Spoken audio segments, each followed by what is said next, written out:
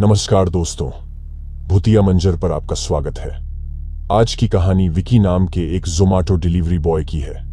विकी मेहनती था, लेकिन किस्मत उसे बार बार ऐसी परिस्थितियों में डाल देती थी जहां उसे लालच बस जाता था।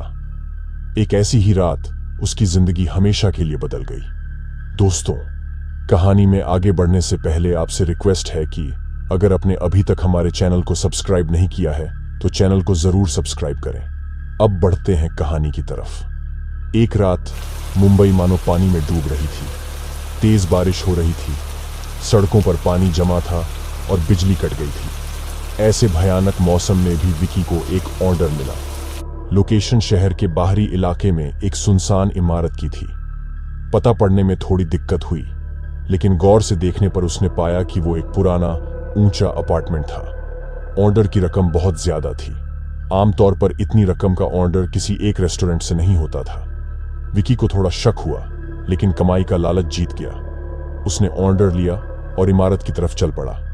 अब इमारत के पास पहुंचकर विकी देखा इमारत जर्जर हालत में थी और बारिश में और भी ज्यादा डरावनी लग रही थी। इमारत के पास पहुंचकर दरवाजा खटखटाया। जवाब नहीं मिला। उसने फोन लगाया, लेकिन फोन भी नहीं उठा। बारिश तेज हो रही थी और ठंड हड्डियों को कैम पा रही थी। थोड़ी देर रुकने के बाद उसने फिर दरवाजा खटखटाया, इस बार जोर से। अचानक अंदर से दरवाजा खुला। अंधेरे से एक कमजोर आवाज आई, ले आओ। विकी ने पैकेट दरवाजे के अंदर रख दिया और पैसे लेने के लिए हाथ बढ़ाया, लेकिन हाथ के बदले उसे एक ठंडा गीला हाथ पकड़ लिया। अंधेरे में कुछ भी दिखाई नहीं दे रहा था, लेकिन स्पर्श से ही विकी को कुछ खौफनाक एहसास हुआ। वो चीखने ही वाला था कि उसे किसी ने मुंह दबा लिया। एक भयानक संघर्ष हुआ। विकी छूटने की जोर लगा रहा था, लेकिन वो कमजोर पड़ गया। अंधेरे में किसी ने उसका गला घोंट दिया। उसकी आंखों के सामने अंधेरा छा गया और वो बेहोश हो गया। कुछ देर बाद होश आया तो वो एक अंधेरे कमरे में पड़ा हुआ था। बारिश की आवाज अब भी आ रही थी, लेकिन बिजली आ गई थी। कमरे में एक फीकी रोशनी फैली हुई थी। सामने दीवार पर खून के छींटे थे। विकी सहम गया। उसे अचानक याद आया कि कुछ देर पहले उसके साथ क्या हुआ था। वो उठने की कोशिश की, लेकिन उसकी टांगें किसी चीज से बंधी हुई थीं। अचानक कमरे के कोने से एक सफेद साया हरकत करने लगा। वो साया धीरे धीरे विकी के पास आने लगा। जैसे जैसे वो पास आ रहा था, विकी की सांसें तेज हो रही थीं। फिर उसने देखा, वो साया एक खूबसूरत लड़की का भूत था। उसके कपड़े फटे हुए थे और चेहरे पर खून के धब्बे थे। वो लड़की विकी को घूर रही थी। उसकी आंखों में एक भयानक गुस्सा भरा हुआ था। विकी को अचानक सब कुछ समझ में आ गया। ये वही लड़की थी जिसे उसने कुछ दिन पहले मार डाला था। उसे याद आया, कुछ दिन पहले की बात है। विकी को देर रात एक ऐसा ही बहुत बड़ा ऑर्डर डिलीवरी के काम मिला था। वो जब ऑर्डर लेके लोकेशन में पहुंचा तो घर के अंदर से बहुत तेज म्यूजिक की साउंड आ रहे थे, जिसके कारण बार बार कॉलिंग बेल दबाने पर भी कोई नहीं बाहर आ रहे थे। अचानक विकी देखा दरवाजा खुला हुआ है, तो विकी अंदर गया, लेकिन हॉल रूम में कोई नहीं था। विकी म्यूजिक को सुनते हुए एक रूम में गया और उधर जो मंजर देखा तो विकी का होश उड़ गए थे।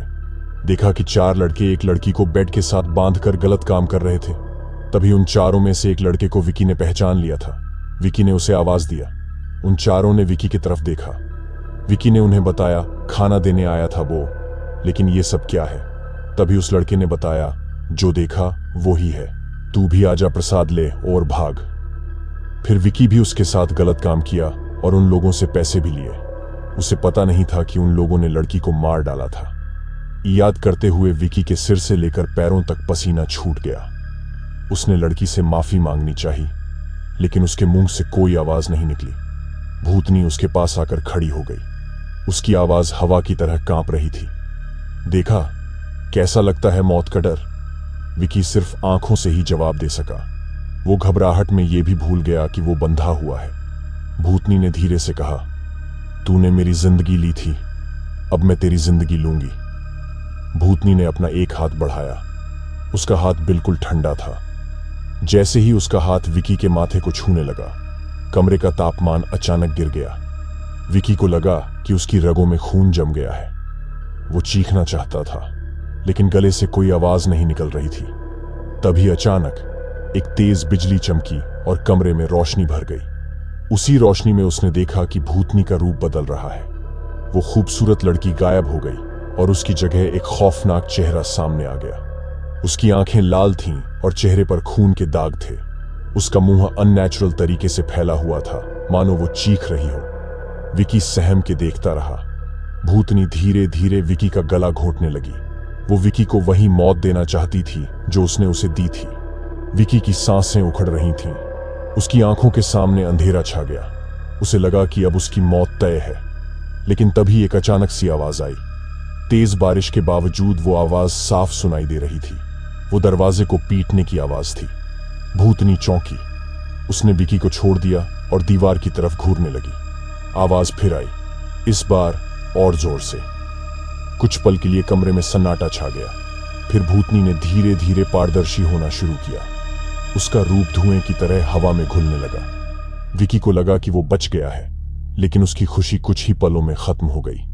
भूतनी पूरी तरह से गायब होने से पहले उसे एक खौफनाक नजर से घूर कर गई, मानो ये चेतावनी हो कि वो वापस आएगी। फिर दरवाजा जोर से खुला। बाहर खड़े एक सुरक्षा गार्ड ने चौंकते हुए कमरे का नजारा देखा। विकी बंधा हुआ फर्श पर पड़ा था। उसके आसपास खून के छींटे बिखरे हुए थे। सुरक्षा गार्ड ने तुरंत पुलिस को फोन किया। जब तक पुलिस आई, विकी बेहोशी में ही पड़ा रहा। कुछ देर बाद अस्पताल में होश आया तो पुलिस उसके बगल में बैठी थी।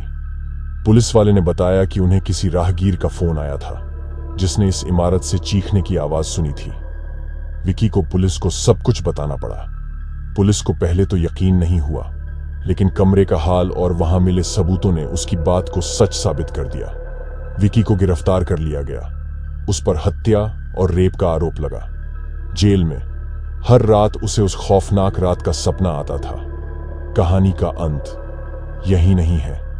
ये कहानी है विकी के पाप की सजा की शुरुआत। उसे जेल में सजा तो मिलेगी ही, लेकिन असली सजा वो हर रात उस भयानक रात को दोबारा जीकर भुगतेगा। और शायद भविष्य में कभी, जब वो सोचता होगा कि वो बच गया है, तब भी भूतनी उसे वापस लेने के लिए आ सकती है, क्योंकि जैसा कर्म वैसा फल।